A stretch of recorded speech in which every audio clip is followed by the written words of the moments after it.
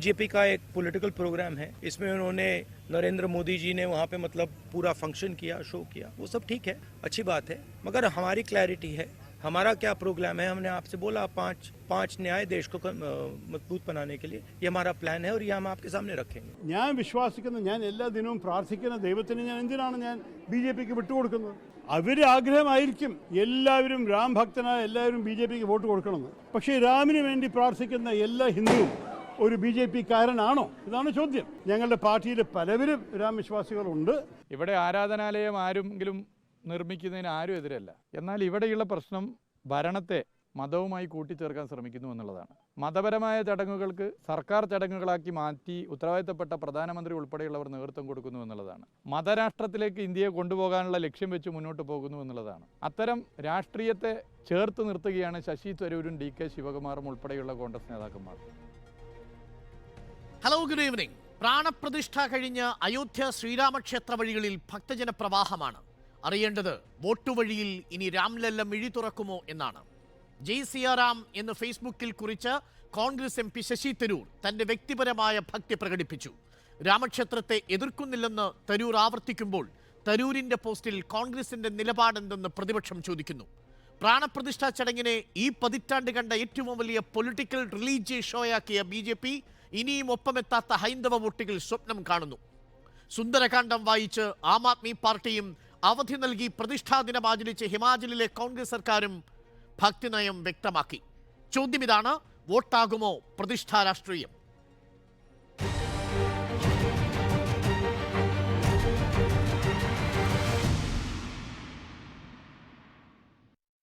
ചർച്ചയിൽ അതിഥികളായി കോൺഗ്രസ് സഹയാത്രികൻ നിസാം സെയ്ദ്, CPM-ൽ നിന്നും KT കുഞ്ഞിക്കണ്ണൻ, BJP-യിൽ നിന്നും യുവരാജ് ഗോകുൽ എന്നിവർ. ആദ്യം നിസാം സെയ്ദിലേക്ക്. നിസാം സെയ്ദ്, വിശ്വപൗരൻ എന്നൊക്കെ വിശേഷിപ്പിക്കപ്പെടുന്ന ശശി തരൂരിൻ്റെ ഫേസ്ബുക്ക് പോസ്റ്റ് അങ്ങും കണ്ടിട്ടുണ്ടാകുമല്ലോ. ആ ഫേസ്ബുക്ക് പോസ്റ്റിൽ ഹെയിൽ രാമചന്ദ്ര ടു സിയാവർ എന്നാണ് ശശി തരൂർ വിശേഷിപ്പിച്ചത്. ഇതിനെ ഒരു രാഷ്ട്രീയ പ്രോജക്റ്റായി രാഹുൽ ഗാന്ധി കാണുമ്പോൾ താൻ ആരാധിക്കുന്ന ദൈവത്തെ BJPക്ക് വിട്ടുകൊടുക്കില്ല എന്ന നിലപാടാണ് ശശി തരൂരിൻ്റെത്. തരൂർ മതേതര കേരളത്തിന് അഭിമാനമെന്നാണ് ഭക്ഷ്യവകുപ്പ് മന്ത്രി GR അനിൽ പറഞ്ഞത്. നിസാം സെയ്ദ്, എന്താണ് അഭിപ്രായം? ശശി തരൂരിൻ്റെ സെക്കുലർ ക്രെഡൻഷ്യൽസിന് ആരുടെയെങ്കിലും സർട്ടിഫിക്കറ്റിൻ്റെ ആവശ്യമുണ്ടോ എന്ന് എനിക്ക് തോന്നുന്നില്ല. അദ്ദേഹത്തിൻ്റെ സെക്കുലർ ക്രെഡൻഷ്യൽസ് പല പ്രാവശ്യമായി പലവട്ടം അദ്ദേഹത്തിന് വലിയ പ്രതിസന്ധികൾ ഉണ്ടായപ്പോഴും വലിയ പ്രേരണകൾ ഉണ്ടായപ്പോഴും ഒക്കെ മതേതര പക്ഷത്ത് BJP വിരുദ്ധ പക്ഷത്ത് ഉറച്ചു നിന്നയാളാണ് ശശി തരൂർ. ശശി തരൂർ മനസ്സുകൊണ്ടെങ്കിലും BJPയിൽ ചേരാൻ ആഗ്രഹിച്ചിരുന്നെങ്കിൽ അദ്ദേഹത്തെ BJPയിലേക്ക് സ്വാഗതം ചെയ്യാൻ അവർക്ക് യാതൊരു മടിയും ഉണ്ടാകുമായിരുന്നില്ല. ശശി തരൂരിനെ പോലെയുള്ള ഒരാളെ BJPയിൽ ലഭിക്കണമെന്ന് BJP വളരെയേറെ ആഗ്രഹിക്കുന്നുമുണ്ട്. അതുകൊണ്ട് ശശി തരൂർ കോൺഗ്രസ് പക്ഷത്ത് ഉറച്ചു നിൽക്കുന്ന, മതേതര പക്ഷത്ത് ഉറച്ചു നിൽക്കുന്നതിന് എന്തെങ്കിലും സംശയമുള്ള കാര്യമാണ്, എന്തെങ്കിലും ചാഞ്ചല്യമുള്ള ഒരു വിഷയമാണ് എന്ന് ഞാൻ കരുതുന്നേയില്ല. ശശി തരൂര് നിങ്ങൾ മനസ്സിലാക്കേണ്ട ഒരു കാര്യം, എന്റെ രാമനാണ് എന്ന് പറയുന്നത് കോൺഗ്രസ് നയമാണോ? നിങ്ങൾ മനസ്സിലാക്കേണ്ട ഒരു കാര്യം, മതനിരാസമല്ല കോൺഗ്രസിന്റെ സെക്യുലറിസം എന്നുള്ളതാണ്. സർവധർമ്മ സമഭാവമാണ് ഗാന്ധിജിയുടെ കാലം മുതൽ തന്നെ കോൺഗ്രസ് ഉയർത്തിപ്പിടിച്ച മതേതരത്വത്തിൻ്റെ അടിസ്ഥാനം. മതചിഹ്നങ്ങളെ, മതവിശ്വാസങ്ങളെ പൂർണ്ണമായും മാറ്റി നിർത്തുന്ന ഒന്നല്ല കോൺഗ്രസിൻ്റെ മതേതരത്വം.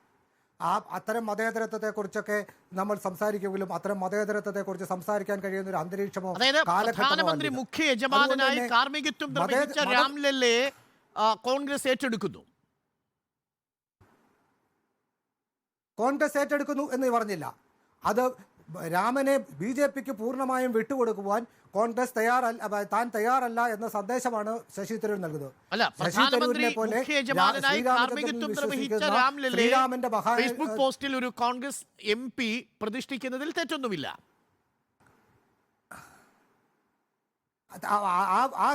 ശ്രീരാമനെ BJPക്ക് വിട്ടുകൊടുക്കാൻ ഞാൻ തയ്യാറല്ല. ശ്രീരാമൻ ഇന്ത്യയിലെ മുഴുവൻ ഹിന്ദുക്കളുടെയും ദൈവമാണ്. ശ്രീരാമൻ കോൺഗ്രസിൽ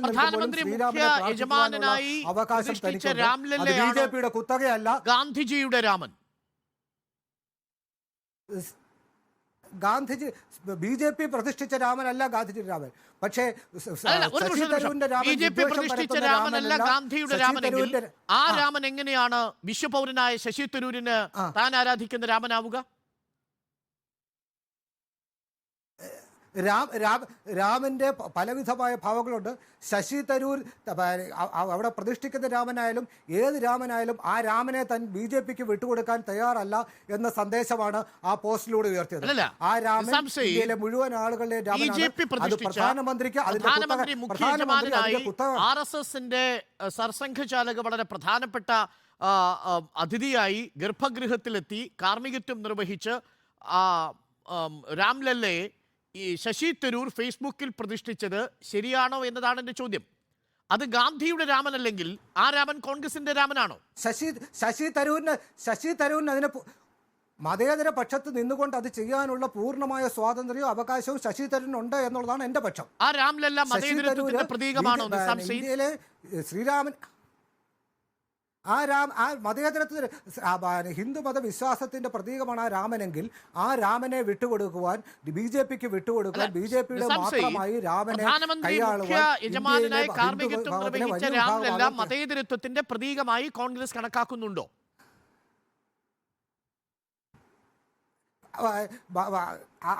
അങ്ങനെയല്ലല്ലോ നമ്മൾ കണക്കാക്കേണ്ടത്. നരേന്ദ്രമോദി അവിടെ രാമനെ പ്രതിഷ്ഠിച്ചു. അതൊരു രാമനിലല്ല കോൺഗ്രസ് എതിർപ്പ് പ്രകടിപ്പിച്ചത്. കോൺഗ്രസ് പ്രകടിപ്പിച്ച് അതൊരു അതൊരു രാഷ്ട്രീയ പ്രചരണ ചടങ്ങാക്കി മാറ്റുന്നതിനെയാണ് കോൺഗ്രസ് എതിർത്തത്. പ്രധാനമന്ത്രി എന്ന സ്ഥാനത്ത് നിന്നും പ്രധാനമന്ത്രി എന്ന സ്ഥാനത്തേക്ക് മാറുന്നതിനെയാണ് കോൺഗ്രസ് എതിർത്തത്. പള്ളി പൊളിച്ച സ്ഥലത്ത് പ്രതിഷ്ഠിച്ച രാംലല്ലയാണോ കോൺഗ്രസിന്റെ ശ്രീരാമൻ ഗാന്ധിയുടെയൊക്കെ രാമൻ? അപ്പൊ ഗാന്ധിയുടെ രാമൻ എന്നുള്ളതല്ല ചോദ്യം. ശ്രീരാമചന്ദ്രൻ BJPയുടേത് മാത്രമാണോ എന്നുള്ളതാണ് ചോദ്യം. ശ്രീരാമചന്ദ്രൻ ഇന്ത്യയിലെ മുഴുവൻ വിശ്വാസികളായ ഹിന്ദുക്കളുടേതുമാണ്. ഞാൻ BJPയുടെ രാഷ്ട്രീയത്തെ എതിർക്കുമ്പോൾ തന്നെ ആ ശ്രീരാമനെ അവകാശപ്പെടാനുള്ള ബാധ്യത, അതിനുള്ള കഴിവ് എനിക്കുണ്ട് എന്നാണ് ശശി തരൂർ ഉദ്ദേശിച്ചത്. BJP പ്രതിഷ്ഠിച്ച രാംലല്ല ഒരു മതേതര രാഷ്ട്രത്തിലെ രാമനായി കോൺഗ്രസ് കണക്കാക്കുന്നുണ്ടോ? BJP പ്രതിഷ്ഠിച്ച രാമൻ എന്നുള്ളതല്ല പ്രശ്നം. രാമൻ എല്ലാവരുടേതാണ്.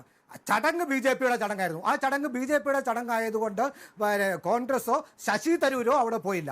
ശശി തരൂരിന് അവിടെ ഒരു ക്ഷണം ആവശ്യം ഉണ്ടായിരുന്നെങ്കിൽ, അദ്ദേഹത്തിന് ഒരു ആഗ്രഹം ഉണ്ടായിരുന്നെങ്കിൽ 100% അദ്ദേഹത്തെ ക്ഷണിക്കാൻ ഇതിൻ്റെ സംഘാടകർ തയ്യാറാകുമായിരുന്നു. അദ്ദേഹം ഒരു വിധത്തിലും അദ്ദേഹം മദ്രാസിൽ നമ്മൾ കണ്ടു. ഈ അദ്ദേഹത്തിൻ്റെ രാഷ്ട്രീയ നിലപാട് വളരെ വ്യക്തമായി. ഇത് ഈ ചടങ്ങ് BJPയുടെ ചടങ്ങാണെന്ന് പറഞ്ഞതിന് അദ്ദേഹത്തിനെതിരെ വലിയ ആക്രമണം ഉണ്ടായി മദ്രാസിൽ. അദ്ദേഹത്തിനെ കൂവി വിളിക്കുകയുണ്ടായി. പക്ഷേ അപ്പോഴും അദ്ദേഹം തന്റെ മതേതര നിലപാട് ഉറച്ചു പറയാനാണ് ചെന്നൈയിലെ സമ്മേളനത്തിൽ ശ്രമിച്ചത്. അല്ലാതെ അദ്ദേഹം തന്റെ മതേതരത്തിൽ ഒരു ഇഞ്ച് പോലും വിട്ടുവീഴ്ച അത് നിങ്ങൾ ആ ചോദ്യത്തെ നിങ്ങൾ ശശി തരൂർ നൽകിയ സന്ദേശം കൃത്യമാണ്. ഈ ശ്രീരാമചന്ദ്രനെ BJPക്ക് വിട്ടുകൊടുക്കാൻ ഞങ്ങൾ തയ്യാറല്ല. ശ്രീരാമചന്ദ്രൻ BJPയുടേത് മാത്രമല്ല, എന്നില്ല. ശ്രീരാമചന്ദ്രൻ വിശ്വാസികളായ എല്ലാവരുടേതാണ്. പക്ഷേ അതിനെ ഒരു രാഷ്ട്രീയ ചടങ്ങാക്കി മാറ്റി രാഷ്ട്രീയവും മതവും തമ്മിൽ കൂട്ടിക്കുഴയ്ക്കുന്നതിനാണ് കോൺഗ്രസ് എതിർക്കുന്നത്. അല്ലാതെ വിശ്വാസത്തെ എതിർക്കുന്ന പാർട്ടിയല്ല കോൺഗ്രസ്. ഇന്നലെ അവിടെ ആ പ്രതിഷ്ഠയെ കോൺഗ്രസ് ഏറ്റെടുക്കും, ആ പ്രവൃത്തിയെ കോൺഗ്രസ് നിരാകരിക്കും.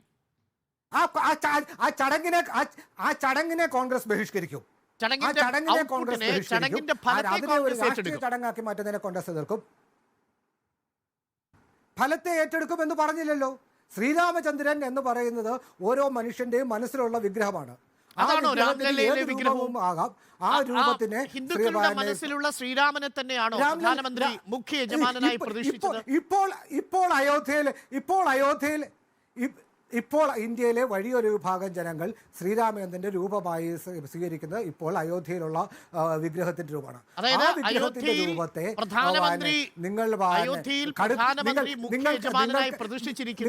ഹിന്ദുക്കളുടെ മനസ്സിലുള്ള രാമനെ തന്നെയാണ്. നിങ്ങൾ സെക്യുലർ മൗലികവാദത്തിലേക്ക് പോകുന്നത് സെക്യുലർ എല്ലാ മതങ്ങളെയും നിരസിച്ചുകൊണ്ട് വേണം നിങ്ങളുടെ മതേതരത്വം ഉയർത്തിപ്പിടിക്കാൻ. എനിക്കറിയാം, സ്വാഭാവികമായും ഇനി സംസാരിക്കാൻ പോകുന്ന മാർക്സിസ്റ്റ് നേതാവൊക്കെ പറയാൻ പോകുന്നത് ഈ കോൺഗ്രസിന്റെ ചരിത്രം മുതലുള്ള മാധ്യമങ്ങൾക്ക് കൊടുത്തിരിക്കുന്ന പ്രതികരണത്തിൽ പറയുന്നത് ഞാൻ ആരാധിക്കുന്ന ദൈവത്തെ BJPക്ക് എന്തിനു വിട്ടുകൊടുക്കണം എന്നുള്ളതാണ്. അപ്പോൾ എന്റെ സ്വാഭാവികമായ ചോദ്യം, പ്രധാനമന്ത്രി മുഖ്യ യജമാനായി നിർവഹിച്ച് പ്രതിഷ്ഠിച്ച ശ്രീരാമനെയും ഇതേ ശശി തരൂരും കോൺഗ്രസ്സുകാരും ഒക്കെ ആരാധിക്കുന്ന അതേ രാമൻ തന്നെയാണോ എന്നാണ്. അങ്ങനെയാണെങ്കിൽ പിന്നെ അഭിപ്രായ വ്യത്യാസം ഉണ്ടാകേണ്ട കാര്യമില്ല നിങ്ങൾ തമ്മിൽ. അഭിപ്രായ വ്യത്യാസം എവിടെയാണ്? അഭിപ്രായ വ്യത്യാസം ശ്രീരാമന്റെ കാര്യത്തിലോ ശ്രീരാമന്റെ വിഗ്രഹത്തിന്റെ കാര്യത്തിലോ അല്ല അഭിപ്രായ വ്യത്യാസം. അഭിപ്രായ വ്യത്യാസം ഇന്ത്യയുടെ പ്രധാനമന്ത്രി ഒരു പ്രധാന തന്ത്രി എന്ന നിലയിലേക്ക് മാറുന്നതിനും ഈ രാഷ്ട്രീയവും മതവും തമ്മിലുള്ള അതിർവരമ്പുകൾ ഏതാണ്ട് പൂർണ്ണമായും ഇല്ലാതാകുന്നതും ഇനിയുമാണ് കോൺഗ്രസ് എതിർത്തത്. അല്ലാതെ ശ്രീരാമചന്ദ്രനെയോ ശ്രീരാമചന്ദ്രൻ്റെ വിഗ്രഹത്തിൻ്റെ രൂപത്തെയോ വിഗ്രഹത്തിൻ്റെ ശരീരത്തെയോ ആകാരത്തെയോ ഒന്നുമല്ല കോൺഗ്രസ് എതിർത്തത്. കോൺഗ്രസ് മാത്രമല്ല, ഞാൻ കൃത്യമായി പറയട്ടെ, സീതാറാം യെച്ചൂരി പറഞ്ഞത് ആ ചടങ്ങിൽ ഞങ്ങൾ ഞാൻ പറയുന്നത് ഒരു വിഗ്രഹമായി തീരുന്നത് സീതാറാം യെച്ചൂരി പറഞ്ഞത് ഞങ്ങൾ ഈ ചടങ്ങ് മതപരമായ ഒരു സീതാറാം യെച്ചൂരി പറഞ്ഞത് ആ മതപരമായ ചടങ്ങ് പൂർത്തീകരിച്ചത് പ്രധാനമന്ത്രിയുടെ മുഖ്യ കാർമ്മികത്വത്തിലാണ്. അങ്ങനെ ചടങ്ങ് പൂർത്തിയാക്കി ഒരു വിഗ്രഹമായി തീർന്നാൽ ആ വിഗ്രഹത്തെയാണ് ആരാധിച്ചത്. സീതാറാം യെച്ചൂരി പറഞ്ഞത് അവിടെ പ്രതിഷ്ഠിക്കുന്ന രാമന്റെ രൂപത്തെ ഞങ്ങൾ അംഗീകരിക്കുന്നില്ല എന്നുള്ളതല്ല. ആ മോഡി പ്രതിഷ്ഠിക്കുന്ന രാമനല്ല യഥാർത്ഥ രാമനെന്നല്ല. ആ ചടങ്ങിനെ രാഷ്ട്രീയവൽക്കരിക്കുന്നതുകൊണ്ടാണ് ആ ചടങ്ങിൽ ഞങ്ങൾ വിട്ടു നിൽക്കുന്നുണ്ടോ? സംശയമുണ്ടോ അരുണ്? അത് അങ്ങനെയല്ലേ സീതാറാം യെച്ചൂരി പറഞ്ഞത്? അല്ലാതെ ആ ചടങ്ങിൽ ഞങ്ങൾ പങ്കെടുക്കുന്നത് ഇത്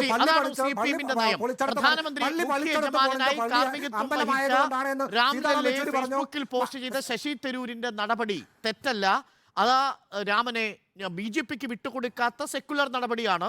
ശശി തരൂരിന് ഭക്തിയാവാം, എല്ലാ ഭക്തിമാർഗങ്ങളെയും സ്വീകരിക്കുന്നുണ്ട് ശശി തരൂർ. അപ്പോൾ ശശി തരൂർ ഈ സെക്കുലർ ഫണ്ടമെന്റലിസം, അതാണ് നിസാം സൂചിപ്പിച്ചത്, അതെന്ത് ഫണ്ടമെന്റലിസം ആണെന്ന് എനിക്ക് മനസ്സിലായില്ല. അത് നമുക്ക് രണ്ടാം ഘട്ടത്തിലേക്ക് വരാം.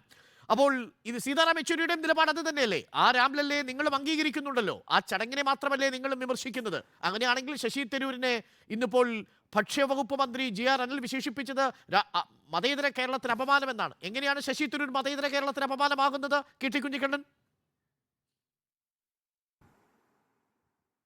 അല്ല, ശശി തരൂരിൻ്റെ നിലപാട് മതേതരത്വത്തെ തകർത്ത് രാമഭക്തി ഉൾപ്പെടെയുള്ള ഭൂരിപക്ഷ മതധ്രുവീകരണം ഉണ്ടാക്കാനുള്ള അജണ്ടയിലൂടെ ഇന്ത്യയെ ഹിന്ദുരാഷ്ട്രമാക്കുക എന്നതാണ്. അതാണ് മോദിയുടെ രാമൻ. മോദിയുടെ രാമൻ ഒരിക്കലും എന്തല്ല, രാമസങ്കല്പത്തിലെ ദൈവശക്തിയെ അല്ലെങ്കിൽ ആ ശക്തി സ്വഭാവത്തോടുള്ള ആരാധനയോ സമർപ്പണവും. ശശി തരൂര് ഇന്ന് മോദിയുടെ നേതൃത്വത്തിൽ പ്രതിഷ്ഠിച്ച ബാബറി മസ്ജിദ് തകർച്ച സ്ഥാനത്തുണ്ടാക്കിയ ക്ഷേത്രത്തിൽ പ്രതിഷ്ഠിച്ച ആ പ്രതിഷ്ഠയാണ് പോസ്റ്റ് ചെയ്തിട്ട് ഇതെൻ്റെയും കൂടി രാമനാണ് എന്ന് പറയുന്നുണ്ടെങ്കിൽ മോദിയെപ്പോലെ തന്നെ രാമൻ്റെ പേരിൽ എനിക്കും വോട്ട് വേണം, ഞങ്ങൾക്കും വോട്ട് വേണം. ഇത് നേരത്തെ കമൽനാഥ് പറഞ്ഞിട്ടുള്ളതാണ്. 86-ൽ ഇത് പള്ളി തുറന്നു കൊടുത്തത് ഞങ്ങളാണ്, 89-ൽ ശിലാന്യാസം നടത്തിയത് ഞങ്ങളാണ്, ഞങ്ങൾക്കാണ് അതിന്റെ അവകാശപ്പെട്ടത്. പിന്നെ ആ പ്രധാനമന്ത്രി പ്രതിഷ്ഠിച്ചതാണെങ്കിലും ആ രാമനിൽ ഒരു അവകാശവുമില്ലേ?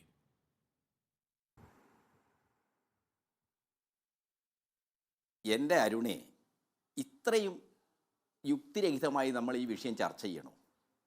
നിർമോഹി അഖാഡക്കാർ സൂക്ഷിച്ചു വെച്ചിരുന്ന യഥാർത്ഥ രാമവിഗ്രഹം അവിടെ സ്വയംഭൂവായി എന്നാണ് 1949 ലോകത്തോട് ഹിന്ദു മഹാസഭക്കാരും RSSകാരും പറഞ്ഞത്. അന്നത്തെ UP മുഖ്യമന്ത്രി ഗോവിന്ദ് വല്ലഭായ് പന്ത് എന്ന കോൺഗ്രസ്സുകാരനും അതുതന്നെയാണ് പറഞ്ഞത്.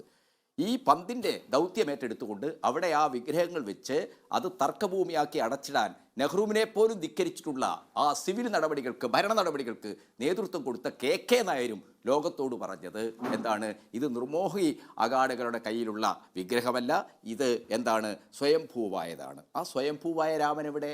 മൈസൂരിലെ ഒരു ശില്പി നിർമ്മിച്ച ബാലരാമനാണോ രാമൻ? ആ രാമനെയാണോ ശശി തരൂര് തൻ്റെ ട്വീറ്റ് ചെയ്തുകൊണ്ട് ഇതെൻ്റെയും രാമനാണ്, BJPക്ക് രാമനെ വിട്ടുകൊടുക്കാൻ ഞങ്ങൾ ഇല്ല, ഈ രാമൻ്റെ പേരുള്ള തർക്കം അരുണെ, നമുക്കെല്ലാവർക്കും അറിയാം വോട്ടിൻ്റെ പ്രശ്നമാണ്. ഇന്ത്യയിലെ ജനങ്ങളിൽ നൂറ്റാണ്ടുകളായി സ്വാധീനിച്ച രാമസങ്കല്പത്തിൻ്റെ ആ ദൈവ സ്വാധീനത്തെ, ആ ദൈവ സ്വാധീനം ഇന്ത്യയിലെ മഹാഭൂരിപക്ഷം ജനങ്ങളുണ്ട്. അത് BJP വോട്ടാക്കി മാറ്റുന്നു. അതിൻ്റെ പേരിൽ ഞങ്ങൾക്കും വോട്ട് വേണം. ഇതാണ് കോൺഗ്രസിൻ്റെ നിലപാട്. ആ നിലപാടിനോട് മതനിരപേക്ഷ ശക്തികൾക്ക് യോജിക്കാനേ ആവില്ല.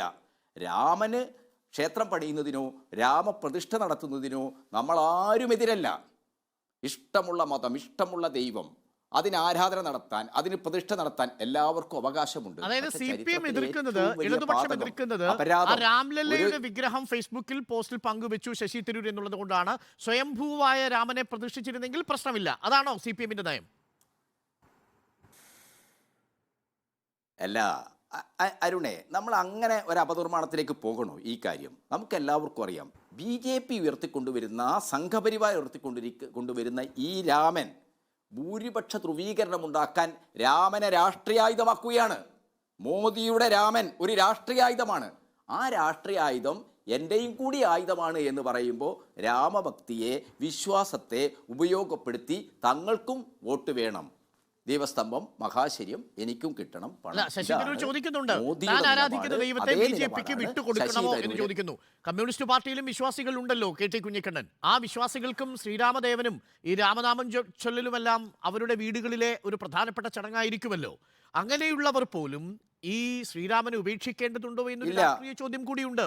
രാംലല്ല പ്രതിഷ്ഠിച്ചിരിക്കുന്നത് പ്രധാനമന്ത്രിയാണെങ്കിലും അത് താന്ത്രിക വിധി പ്രകാരമാണ് പ്രതിഷ്ഠിച്ചത് എന്ന് അതിൻ്റെ മഹാചാര്യന്മാരൊക്കെ പറയുന്നുണ്ട്. അങ്ങനെ താന്ത്രിക വിധി പ്രകാരം പ്രധാനമന്ത്രി മുഖ്യ കാർമ്മികനായി, മുഖ്യ യജമാനായി നിർവഹിച്ചിരിക്കുന്ന പ്രതിഷ്ഠാകർമ്മത്തിൽ കമ്മ്യൂണിസ്റ്റ് വിശ്വാസികളാണെങ്കിൽ പോലും, അല്ലെങ്കിൽ കമ്മ്യൂണിസ്റ്റ് രാഷ്ട്രീയമുള്ളവരാണെങ്കിൽ പോലും, അവർ വിശ്വാസികളാണെങ്കിൽ വിശ്വസിക്കുന്നതിൽ എന്താണ് തെറ്റ്?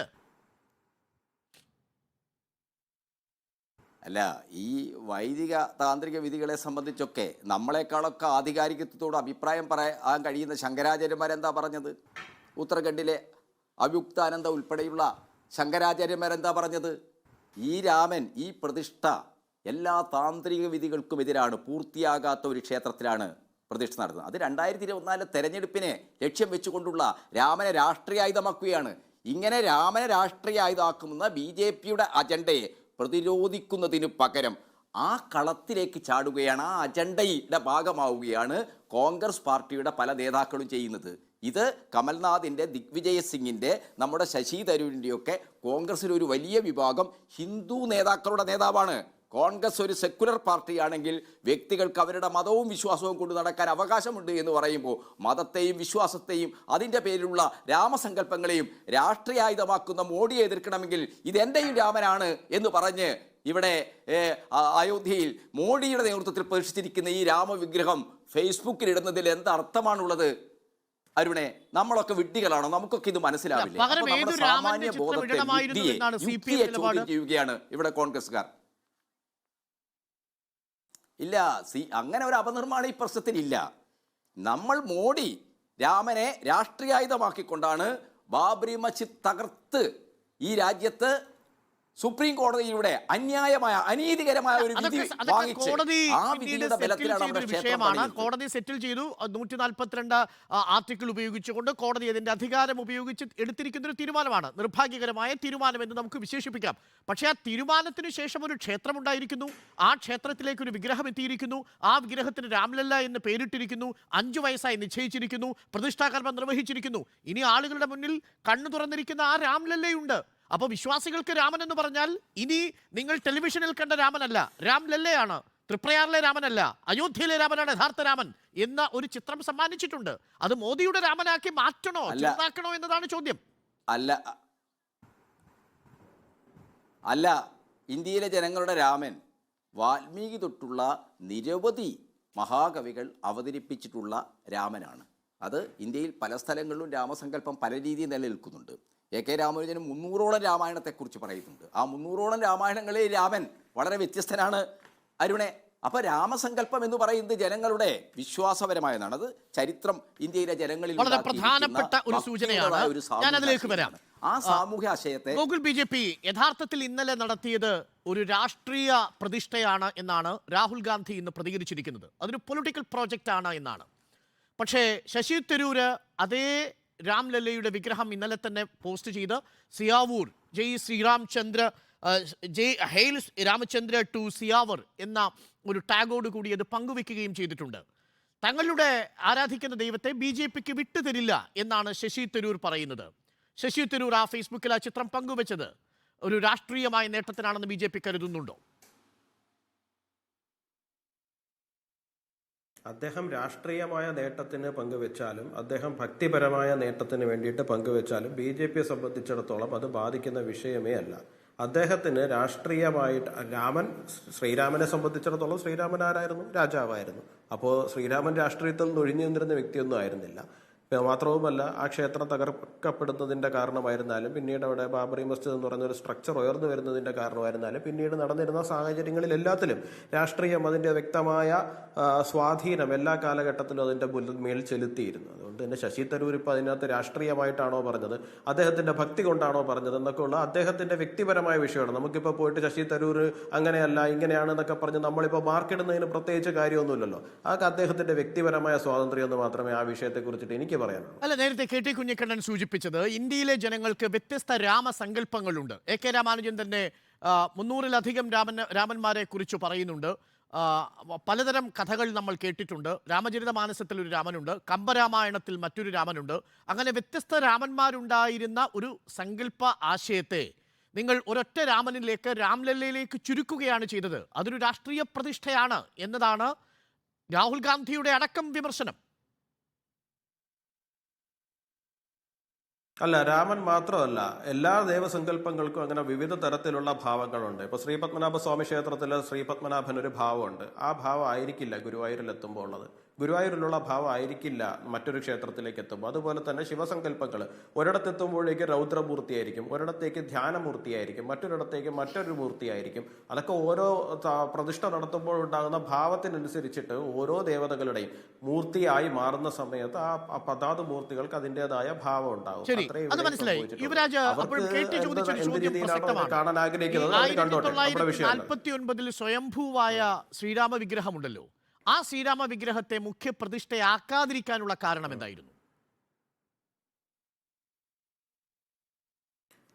ആ ശ്രീരാമ വിഗ്രഹത്തെ മുഖ്യ പ്രതിഷ്ഠയാക്കാതിരിക്കാനുള്ള കാരണം വളരെ വ്യക്തമായിട്ട് തന്നെ പറഞ്ഞിട്ടുണ്ടായിരുന്നു. ലക്ഷങ്ങൾ, ഇന്ന് തന്നെ നമുക്ക് വാർത്തകളിൽ നോക്കിയാൽ തന്നെ മനസ്സിലാവും, 3 ലക്ഷത്തിലധികം ജനങ്ങളാണ് ഇന്ന് അവിടെ ഒഴുകിയെത്തിയിരിക്കുന്നത്. അപ്പോൾ ഇത്രയും പേർക്ക് വളരെ ദൂരെ നിന്ന് തന്നെ ദർശനം ലഭിക്കേണ്ടുന്നതായ സാഹചര്യമുണ്ട്. അപ്പോൾ അതുകൊണ്ട് തന്നെ ആൾക്കാർക്ക് ദർശന സൗകര്യത്തിന് വേണ്ടിയിട്ട് കുറച്ചുകൂടിയും വലിയൊരു വിഗ്രഹം തീർക്കേണ്ടതുണ്ടായിരുന്നു. അപ്പോൾ ആ വിഗ്രഹം തീർക്കുകയും പഴയ രാംലല്ല വിഗ്രഹത്തിനെ, പഴയ ശ്രീരാമ വിഗ്രഹത്തിനെ ആ വിഗ്രഹത്തിന്റെ കൂടെ തന്നെ ഗർഭഗൃഹത്തിനകത്ത് പ്രതിഷ്ഠിക്കുകയുമാണ് ചെയ്തിരിക്കുന്നത്. സ്വയംഭൂവായി എന്ന് ഒരു വിഭാഗം കരുതുന്ന ആ രാമവിഗ്രഹത്തിന് അതൊരു ക്രിമിനൽ കുറ്റകൃത്യത്തിന്റെ സൃഷ്ടി എന്നാണല്ലോ സുപ്രീം കോടതി വിശേഷിപ്പിച്ചിരിക്കുന്നത്. ഇന്നലെ സുപ്രീം കോടതിയുടെ വിധിന്യായത്തെ പുകഴ്ത്തുന്നുണ്ടായിരുന്നു പ്രധാനമന്ത്രി. അങ്ങനെയാണെങ്കിൽ ഒരു കുറ്റകൃത്യത്തിന്റെ സൃഷ്ടി എന്ന നിലയിൽ കൂടിയല്ലേ ആ വിഗ്രഹം അവിടെ ഉണ്ടാവുക? അത് എന്തിന്റെ സൃഷ്ടിയായിരുന്നാലും ശരി തന്നെയാണ്. അത് ഒരു സമയത്ത് അവിടെ പ്രതിഷ്ഠിക്കപ്പെട്ടതാണ്. അതിനിപ്പോൾ സ്വയംഭൂവായിട്ട് വന്നിരുന്നാലും ശരി തന്നെയാണ്, പ്രതിഷ്ഠയിലൂടെ വന്നിരുന്നതായാലും ശരി തന്നെയാണ്. 1949 ഡിസംബർ മാസം 22-ാം തീയതി മുതൽ 2024 ജനുവരി മാസം 21-ാം തീയതി വരെ ഭക്തരെ മുഴുവനും കാണുകയും ആ ഭക്തരുടെ ആവലാതികൾ മുഴുവൻ കേൾക്കുകയും നമ്മുടെ എല്ലാവരുടെയും മനസ്സിൽ ശ്രീരാമ സങ്കല്പമായിട്ട്, അയോധ്യയിലെ ശ്രീരാമ സങ്കല്പമായിട്ട് നിന്നതും ആ വിഗ്രഹങ്ങളാണ്. അപ്പൊ അതിനെ എടുത്തിട്ട് നമുക്ക് എന്താ ചെയ്യാൻ കഴിയുക? അതിന് അതിൻ്റെതായ അർഹമായ സ്ഥാനം കൊടുത്താലേ സാധിക്കുകയുള്ളൂ. അപ്പൊ അതുകൊണ്ട് തന്നെയാണ് അവിടെ വെച്ചിരിക്കുന്നത്. അതിനകത്ത് ഇനിയിപ്പോൾ ആരെങ്കിലും ക്രിമിനലായിട്ട് അകത്ത് കൊണ്ട് വെച്ചോ, അതിനിപ്പോ സ്വയംഭൂവായിട്ട് വന്നു, അതൊക്കെ രണ്ടാമത്തെ വിഷയമാണ്.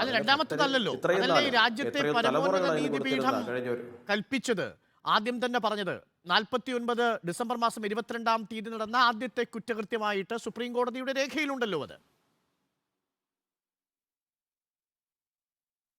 1940 സുപ്രീം കോടതി രേഖയിൽ വേറെയും ഒരുപാട് കാര്യങ്ങളുണ്ടല്ലോ. 1949 കാര്യം മാത്രമല്ല, 1949 നടന്നത് തെറ്റായിപ്പോയി എന്ന് സുപ്രീം കോടതി പറയുന്നുണ്ട്. 1992 ഡിസംബർ മാസം 6-ാം തീയതി നടന്നത് തെറ്റായിപ്പോയി. രാജ്യത്തിന്റെ പരമോന്നത നീതിപീഠം തെറ്റാണെന്ന് വിധിച്ച കാര്യം ഒരു ന്യായമായി തീരുന്നത് എങ്ങനെയാണ്? നീതിയുടെ വിഗ്രഹമായി തീരുന്നത് എങ്ങനെയാണ്? ആ അർത്ഥത്തിൽ ഞാൻ അതിന്റെ ലോജിക്കലായ അർത്ഥത്തിലാണ് ചോദിക്കുന്നത്, അതിന്റെ ഐതിഹ്യങ്ങളിലേക്കല്ല. കാരണം ഇന്നലെ പ്രധാനമന്ത്രി ഏറ്റവും കൂടുതൽ തീർച്ചയായിട്ടും തീർച്ചയായിട്ടും അങ്ങനെ തന്നെ മറുപടി പറയാറുണ്ട്. ഒരാള് ഇപ്പോൾ അത് കൊണ്ടുവച്ച ആൾക്കാർ ചിലപ്പോൾ എന്താണ് അൺലോഫുൾ ആയിട്ടായിരിക്കും കൊണ്ടുവച്ചിരിക്കുന്നത്. പക്ഷേ അത് കൊണ്ട് പ്രതിഷ്ഠിക്കപ്പെട്ടതിന് ശേഷം അതിനൊരു സങ്കല്പം ഉണ്ടായിട്ടുണ്ട്. ആ സങ്കല്പത്തെ ജനങ്ങൾ, കോടിക്കണക്കിന് ജനങ്ങൾ ആരാധിച്ചിട്ടുണ്ട്. അവിടെ അത്രയധികം തീർത്ഥാടകർ വന്നിട്ടുണ്ട്, അവർ പ്രാർത്ഥിച്ചിട്ടുണ്ട്, പോയിട്ടുണ്ട്. ഇപ്പൊ ശ്രീ കെ ടി കുഞ്ഞിക്കണ്ണൻ തന്നെ ആ വിഗ്രഹം അവിടെ പ്രതിഷ്ഠിക്കപ്പെടാത്തതിന്റെ ആശങ്കയൊക്കെയാണ് പങ്കുവയ്ക്കുന്നത്. അപ്പൊ ഇതുപോലെ ആശങ്കകൾ പങ്കുവയ്ക്കുന്ന ലക്ഷക്കണക്കിന് കോടിക്കണക്കിന് ജനങ്ങൾ ഉണ്ടാവും. അപ്പൊ അവർക്കെല്ലാവർക്കും അതിനകത്ത് കൃത്യമായിട്ട് അവർക്ക് സമാശ്വാസമായ മറുപടി ഉണ്ടാകണം, അവർക്ക് അതിന് കൃത്യമായിട്ടുള്ളൊരു സൊല്യൂഷൻ ഉണ്ടാകണം. ശരി, ഒരു കാര്യം കൂടി സംശയം ചോദിക്കട്ടെ. ഇന്നലെ പ്രധാനമന്ത്രി മുഖ്യ യജമാനായ കാർമ്മികത്വം നിർവഹിച്ചത് ഏത് താന്ത്രിക വിധി പ്രകാരമായിരിക്കും? കാരണം അങ്ങനെയാണെങ്കിലാണ് ഈ വിശ്വാസ പ്രമാണങ്ങൾ ഉണ്ടാവുക. പ്രതിപക്ഷ നേതാവ് ഇന്നലെ പ്രതികരിച്ചത് ബിർള ഹൗസിൽ ഒരു രാമൻ ഇരുന്ന് കരയുന്നുണ്ട് എന്നാണ്. അപ്പോൾ പ്രാണപ്രതിഷ്ഠാ കർമ്മം നിർവഹിച്ചത് ഏത് താന്ത്രിക വിധി പ്രകാരമായിരിക്കും? ഇതുവരെയും അത് വ്യക്തമായിട്ടില്ല. ചുരുങ്ങിയ പക്ഷം ഈ പുരിയിലെ 2 ശങ്കരാചാര്യന്മാർക്കെങ്കിലും, ഒന്ന് പുരിയിലെയും മറ്റൊന്ന് ഉത്തരാഖണ്ഡിലെയും. അല്ല, അതിൽ ഒരു ശങ്കരാചാര്യർ എന്ന് പറഞ്ഞു കഴിഞ്ഞാൽ അദ്ദേഹം എന്താണ് വളരെ നേരത്തെ തന്നെ 2014 തന്നെ നരേന്ദ്രമോദിജിക്കെതിരെ പ്രചരണത്തിന് ഇറങ്ങിയിട്ടുള്ള ഒരു ശങ്കരാചാര്യരാണ്. അദ്ദേഹം ഇതുവരെ ഒരു ശങ്കരാചാര്യന്മാരൊന്നും അങ്ങനെ രാഷ്ട്രീയം പറഞ്ഞിട്ടില്ല. പക്ഷെ അദ്ദേഹം അങ്ങനെ രാഷ്ട്രീയം പറയുകയും മുന്നിട്ട് ഇറങ്ങി വരികയും ഒരു തെരഞ്ഞെടുപ്പ് പ്രചരണത്തിന് പ്രധാനമന്ത്രിക്കെതിരെ അല്ല നരേന്ദ്രമോദിജിക്കെതിരെ ഇറങ്ങുകയും ചെയ്യുന്ന ഒരു സാഹചര്യം ഉണ്ടായിരുന്നു. അപ്പൊ അദ്ദേഹത്തിന്റെ വിഷയം രാഷ്ട്രീയം മാത്രമാണ്. പിന്നെ മറ്റേ അദ്ദേഹം പറയുന്ന അദ്ദേഹത്തിന് എന്താണ് റോൾ എന്നൊക്കെയാണ് അദ്ദേഹം ചോദിച്ചിരിക്കുന്നത്. ഞാൻ മനസ്സിലാക്കുന്നിടത്തോളം ശങ്കര പരമ്പരയുടെ രീതികൾക്കനുസരിച്ചിട്ടല്ല അതിന്റെ അകത്ത് പ്രതിഷ്ഠാകർമ്മം നടന്നിരിക്കുന്നത്. ഞാനൊരു ഹൈന്ദവ ആചാര്യനല്ല. ഹൈന്ദവ ആചാര്യന്മാരായിട്ടുള്ള ഒരുപാട് പേര്, ഒരുപാട് സന്യാസി പടകൾ ഇവിടെ കേരളത്തിൽ നിന്ന് ചിന്മയ മിഷൻ ഉൾപ്പെടെ, കുളത്തൂർ അദ്വൈതാശ്രമം ഉൾപ്പെടെ, നമ്മുടെ ആചാര്യന്മാർ അല്ല, ഞാനത് കംപ്ലീറ്റ് യുവരാജും കരുതുന്നില്ല. അതാണ് ഞാൻ പറഞ്ഞു വരുന്നത് അരുണേ. അത് പറയാനുള്ള അറിവ് ഒരു രാഷ്ട്രീയക്കാരനായ എനിക്കില്ല. ഓക്കെ, ഞാനൊരു കേവലം രാഷ്ട്രീയക്കാരൻ മാത്രമാണ്. ഞാനൊരു ഹൈന്ദവ ആചാര്യനല്ല. പക്ഷെ ഞാൻ മനസ്സിലാക്കുന്നിടത്തോളം ഞാൻ ബഹുമാനിക്കുന്ന, ആരാധിക്കുന്ന ഗുരുക്കന്മാരെല്ലാവരും, ചിദാനന്ദപുരി സ്വാമികൾ ഉൾപ്പെടെ, എനിക്ക് നേരിട്ടറിയാവുന്നവരുൾപ്പെടെ, നോർത്ത് ഇന്ത്യൻ ആശ്രമങ്ങളിലുള്ള സന്യാസിമാരും ഗുരുവര്യന്മാരും ഉൾപ്പെടെ അവിടെ പോവുകയും അദ്ദേഹത്തെ അനുഗ്രഹിക്കുകയും ആ ചടങ്ങിനെ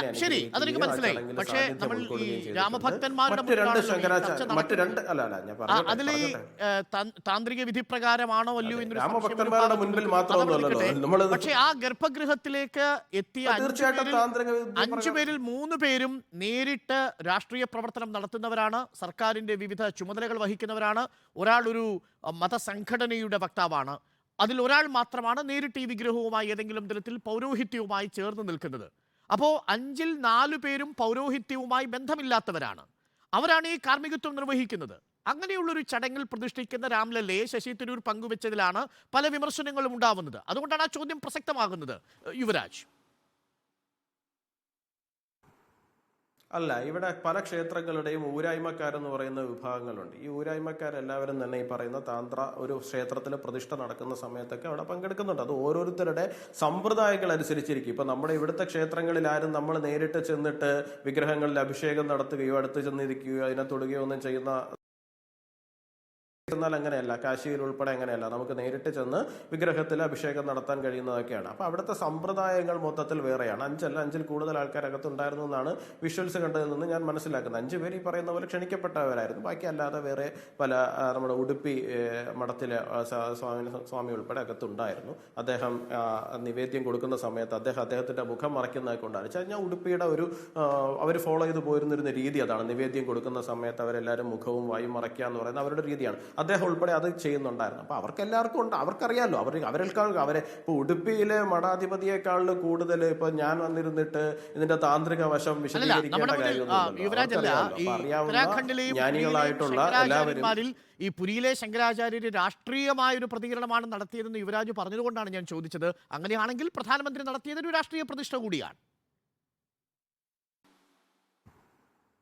അല്ല, അത് അദ്ദേഹത്തിന് പ്രധാനമന്ത്രി അതെങ്ങനെയാവും? പ്രധാനമന്ത്രി അല്ല അവിടെ പ്രതിഷ്ഠ നടത്തി. പുരോഹിതൻ രാഷ്ട്രീയം പറഞ്ഞാൽ രാഷ്ട്രീയക്കാരന് പൗരോഹിത്യവുമാവാം. തന്ത്രിയായിട്ടുള്ള വ്യക്തിയാണ്. മനസ്സിലായില്ല.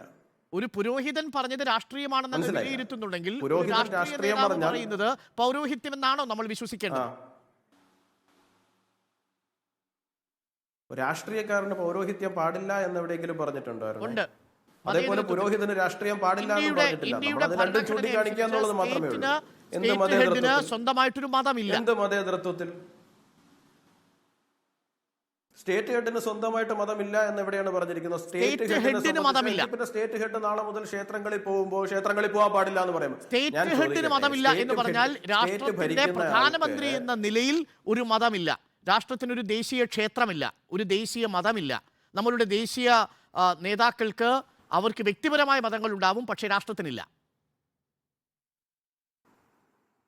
വ്യക്തിപരമായ മതങ്ങൾ ഉണ്ടാകുമല്ലോ. അപ്പൊ വ്യക്തിപരമായി തന്നെയാണ് അദ്ദേഹം പങ്കെടുത്തിരിക്കുന്നത്. പ്രശ്നം തീർന്നില്ലേ? ദൂരദർശൻ ടെലികാസ്റ്റ് ചെയ്തത് വ്യക്തിപരമായ വ്യക്തിപരമായാണ് പങ്കെടുത്തിരിക്കുന്നത്. പ്രശ്നം തീർന്നില്ലേ? അദ്ദേഹം പ്രധാനമന്ത്രി എന്ന സ്ഥാനത്തിരിക്കുന്നതുകൊണ്ട് അദ്ദേഹം പോകുന്ന സ്ഥലത്തെ അപ്പൊ അദ്ദേഹത്തിന്റെ അമ്മയെ കാണാൻ പോകുന്നു. അത് ദൂരദർശൻ ടെലികാസ്റ്റ് ചെയ്യുന്നുണ്ട്. അദ്ദേഹം പ്രധാനമന്ത്രിയുടെ അമ്മയെ കാണാനല്ലല്ലോ, നരേന്ദ്രമോദിയുടെ അമ്മയെ കാണാനല്ലേ പോകുന്നത്. അത് തന്നെയല്ലേ ദൂരദർശൻ ടെലികാസ്റ്റ് ചെയ്യുന്നത്. അത് തന്നെ പരസ്പരം പോലെ അവരെ വിളിച്ചിരിക്കുന്നത് നരേന്ദ്രമോദി എന്ന് പറയുന്ന പ്രധാനമന്ത്രിയാണ്. അദ്ദേഹം പ്രധാനമന്ത്രി സ്ഥാനത്ത് ഇരിക്കുന്നതുകൊണ്ട് മാത്രം അദ്ദേഹം അതാണ് മതേതരത്വത്തിന്റെ വീഴ്ചയെന്ന് നിരവധി ആളുകൾ പറയുന്നത്.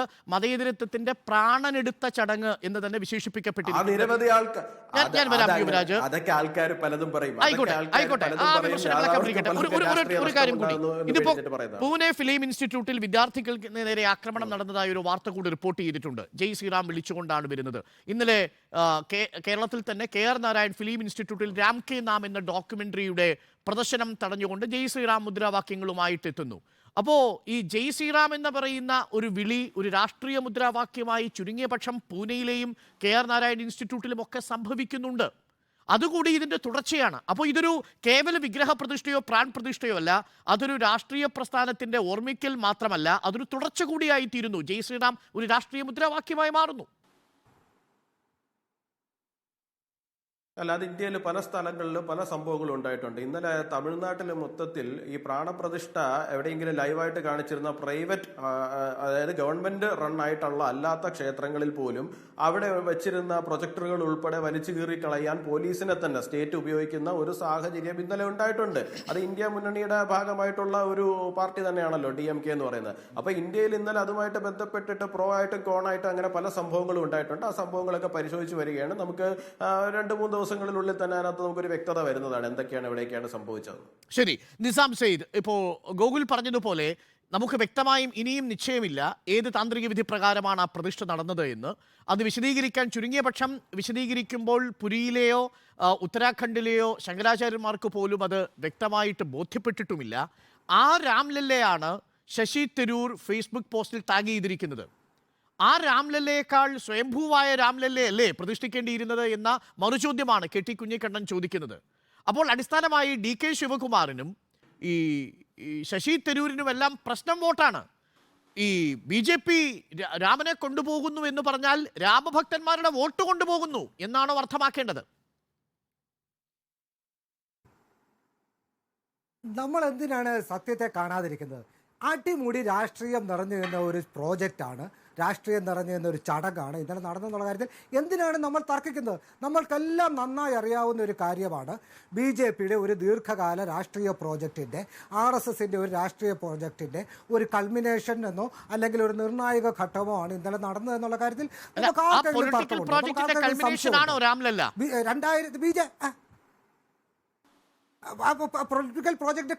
പൊളിറ്റിക്കൽ പ്രോജക്ടിന്റെ ഒരു നിർണായകമായ ഘട്ടം തന്നെയാണ് ഇന്നലെ നടന്നത്. രാഹുൽ ഗാന്ധി പറയുന്നത് പോലെ അങ്ങും വിശ്വസിക്കുന്നുണ്ടെങ്കിൽ ആ പൊളിറ്റിക്കൽ പ്രോജക്ടിന്റെ ചിത്രം എന്തിനാണ് ശശി തരൂർ പങ്കുവെച്ചത്? ആ പൊളിറ്റിക്കൽ പ്രോജക്റ്റിനെ നിങ്ങൾ എങ്ങനെയാണ് നേരിടുന്നത്? ഇന്ത്യയിലെ വലിയൊരു വിഭാഗം ജനങ്ങളുടെ മനസ്സിൽ നിങ്ങൾ ഈ 300 രാമന്റെ രൂപം എന്നൊക്കെ പറയുന്നത് വളരെ അക്കാഡമിക്കായ കാര്യമാണ്. ദൈനംദിന ജീവിതത്തിൽ ശ്രീരാമചന്ദ്രൻ്റെ രൂപമായി നാളെ ഉണ്ടാകാൻ പോകുന്നത് അയോധ്യയിലെ രാമൻ്റെ രൂപമാണ്. അത് നിങ്ങൾക്ക് രാമാനുജന്റെ 300 രാമായണം എന്നൊന്നും പറയുന്നത് ഇന്ത്യയിലെ സാധാരണക്കാരന് മനസ്സിലാവുന്ന കാര്യമല്ല. ഇത് ഇലക്ഷനാണ്, വോട്ടാണ്. ആ വോട്ടിൽ BJP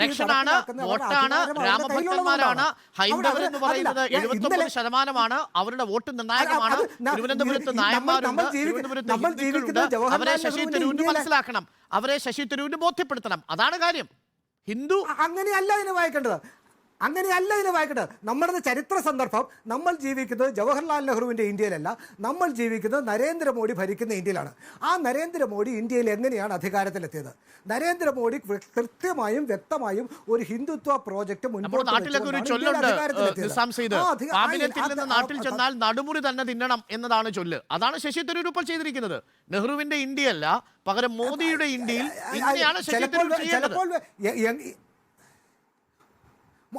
അതിലൊരു വ്യത്യാസമുണ്ട് അരുൺ. മോദിയുടെ ഇന്ത്യയിൽ വിദ്വേഷം നിറഞ്ഞ ഹിന്ദുത്വമാണുള്ളത്. അന്യമതസ്ഥരെ അന്യരായി കാണുന്ന, അവരെ ഹിന്ദുത്വത്തിന്, അവരെ രാജ്യത്തെ രണ്ടാംകിട പൗരന്മാരായി കാണുന്ന ഹിന്ദുത്വമാണ് മോഡിയുടെ ഹിന്ദുത്വ. ശശി തരൂരിന്റെ ഹിന്ദുത്വം അതല്ല. ശശി തരൂരിന്റെ പ്രതിഷ്ഠയല്ലേ ശശി തരൂർ ഇന്നിപ്പോ ഷെയർ ചെയ്തിരിക്കുന്നത് നിസാം സെയ്ദ്? പള്ളി പൊളിച്ചിടത്ത് പ്രതിഷ്ഠിച്ചിരിക്കുന്ന വിഗ്രഹമല്ലേ ശശി തരൂർ എടുത്ത് ഷെയർ ചെയ്തിരിക്കുന്നത്? ആ ചോദ്യം സീതാറാം യെച്ചൂരി ചോദിച്ചില്ലല്ലോ അരുൺ. സീതാറാം യെച്ചൂരി പള്ളി പൊളിച്ചിടത്ത് ആദ്യത്തെ വരിയായിരുന്നു ഈ വിഷയങ്ങൾ ഉണ്ടാകുമ്പോൾ പള്ളി പൊളിച്ചിടത്ത് കോൺഗ്രസ് കാലുകുത്തുമോ എന്നായിരുന്നു ചോദ്യം. സമസ്തയുടെ മുഖപത്രത്തിലുള്ള ചോദ്യമായിരുന്നു. ആ ചോദ്യത്തെയാണ് ഞാൻ ഈ രീതിയിലല്ല ചോദിക്കുന്നത്. പള്ളി പൊളിച്ചിടത്ത് രാംലല്ലേ ഷെയർ ചെയ്യേണ്ടത് ശരിയാണോ, അല്ലെങ്കിൽ ഷെയർ ചെയ്യുന്നതാണോ ഒരു കോൺഗ്രസ് നേതാവ് ചെയ്യേണ്ടത് ഈ വർത്തമാന കാലത്ത്? കോൺഗ്രസ് നേതാവ് ചെയ്യേണ്ടത് ഒരിക്കലും ശ്രീരാമനെ ബി.ജെ.പിക്ക് വിട്ടുകൊടുക്കാതിരിക്കുക എന്നുള്ളത് തന്നെയാണ് ചെയ്യേണ്ടത്. സ്വന്തമാക്കുക എന്നതാണ് ബി.ജെ.പിക്ക് അതിന്റെ കുത്തവാവകാശം. അതാണ് ചെയ്തത്. നമ്മൾ സംസാരിച്ചുകൊണ്ടിരുന്നതുകൊണ്ടാണ് ഭൂരിപക്ഷം ഹിന്ദുക്കളുള്ള ഒരു രാജ്യത്ത്, ഒരു സംസ്ഥാനത്തിലേക്ക് മാത്രമായി CPM ചുരുങ്ങിയിരുന്നത്. ഇത്തരം ചില പൊടിക്കൈകളൊക്കെ നിങ്ങൾ ഉപയോഗിക്കണമായിരുന്നു. ഫേസ്ബുക്കിൽ ഈ പറയുന്ന രാംലല്ലയുടെ വിഗ്രഹം ഷെയർ ചെയ്യുന്നു, അതിൽ സിയാവറിനെ കുറിച്ച് പറയുന്നു, മറുഭാഗത്ത് രാംലല്ലയുടെ ചിത്രം പ്രദർശിപ്പിക്കുന്നു DK ശിവകുമാർ. അങ്ങനെ ആ രീതിയിൽ വേണം. ഹിമാചൽ പ്രദേശ് സർക്കാർ ചെയ്തത് നോക്കൂ, അവധി കൊടുത്തു. അവിടെ ആളുകൾ, രാമഭക്തരൊക്കെ വളരെ സംതൃപ്തരായി. അവർ വീണ്ടും കോൺഗ്രസിന് തന്നെ വോട്ട് ചെയ്യും. അതാണ്, ഇതൊരു രാഷ്ട്രീയ തന്ത്രം കൂടിയാണ് എന്നുകൂടിയാണ് നിസാം സെയ്ദ് പറയാതെ പറഞ്ഞു വയ്ക്കുന്നത്. കെ ടി കുഞ്ഞിക്കണ്ണൻ, അല്ല, ഇവിടെ കോൺഗ്രസിൻ്റെ പ്രതിനിധിയും BJPയുടെ പ്രതിനിധിയും ഒരേ കാര്യമാണല്ലോ പറഞ്ഞുകൊണ്ടിരിക്കുന്നത്. നമ്മുടെ രാജ്യത്ത് രാമൻ വലിയൊരു, അത് തെറ്റാണ്, അങ്ങനെ പറയരുത്. അത് തെറ്റാണ്. അത് എല്ലാ CPM ഞാനും BJPയുടെ പ്രതിനിധിയും തമ്മിൽ എന്തെങ്കിലും വിധത്തിൽ അഭിപ്രായ ഐക്യം ഉണ്ടായെന്ന് എനിക്ക് ഞാൻ ഒരു വിധത്തിൽ പൂർണ്ണമായി അങ്ങനെ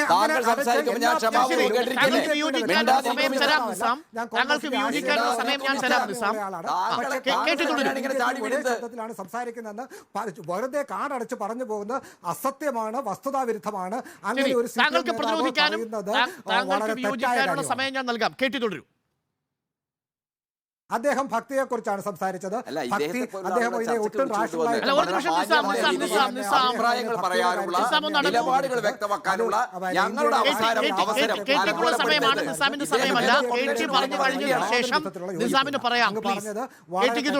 മാത്രമേ ഖേദപൂർവ്വം എനിക്ക് പറയാനുള്ളൂ.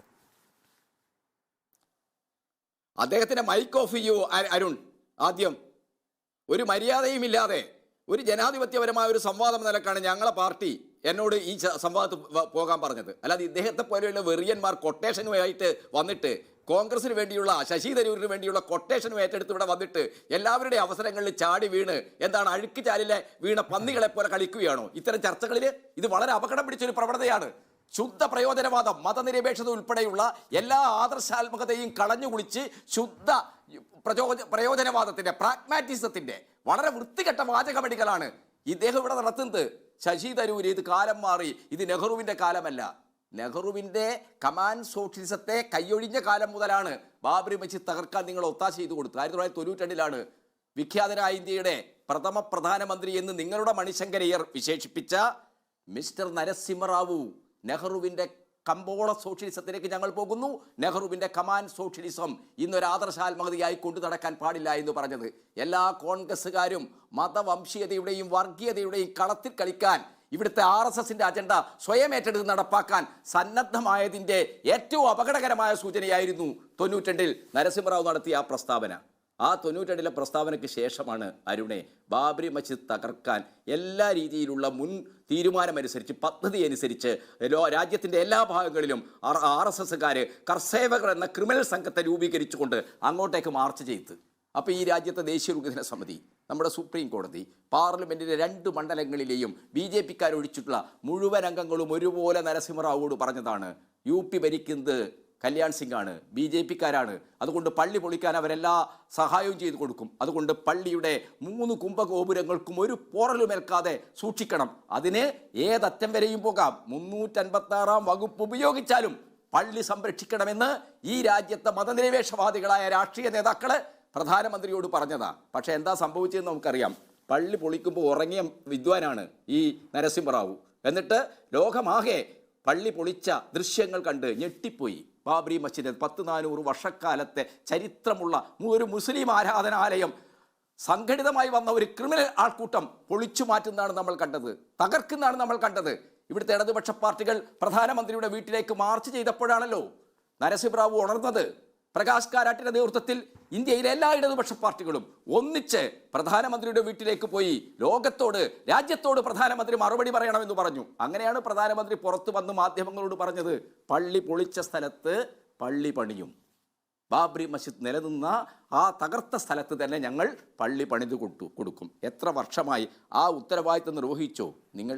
ആ ഉത്തരവാദിത്വം നിർവഹിച്ചില്ലല്ലോ.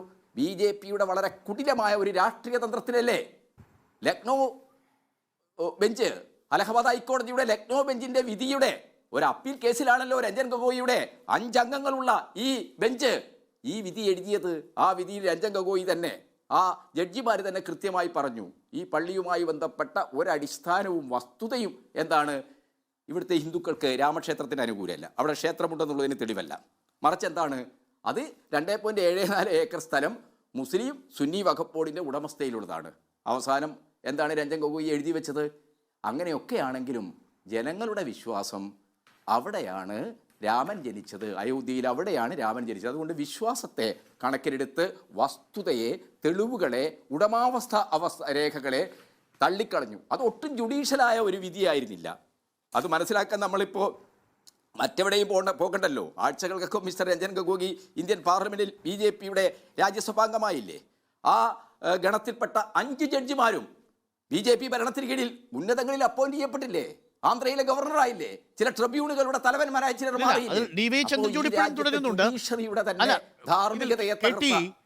ഇതെന്തായാലും സുപ്രീം കോടതി വിധിയിലൂടെ രാജ്യത്തിന്റെ പരമോന്നത ന്യായപീഠം വിധിച്ചൊരു കേസാണ്. ആ വിധിയിലൂടെ അത് രാജ്യത്തിന്റെ നിയമമായൊരു കേസാണ്. അങ്ങനെ രാജ്യത്തിന്റെ നിയമമായി കഴിഞ്ഞാൽ നീതിന്യായ പീഠത്തിന്റെ ജുഡീഷ്യറിയുടെ സാങ്ഷൻ ഉണ്ട്. അതാണ് ഇന്നലെ പ്രധാനമന്ത്രി ഇവർക്ക് നന്ദി പറയുന്നത്. കാത്തിരിപ്പായിരുന്നു, വൈകിപ്പോയി.